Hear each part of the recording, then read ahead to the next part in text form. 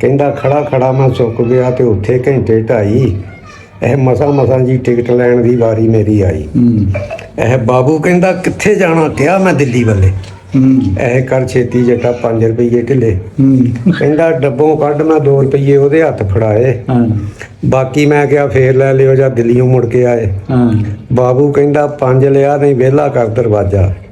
ਇਹ ਮੈਂ ਆਖਿਆ ਸਹੁੰ ਰੱਬ ਦੀ ਬੜਾ ਵਾਂ ਬੇਲਿਹਾਜ਼ਾ, ਮੁੱਦਾ ਕੀ ਲੈ ਟਿਕਟ 5 ਦੀ ਪੱਗ ਦੇ ਪੱਲੇ ਬੱਧੀ।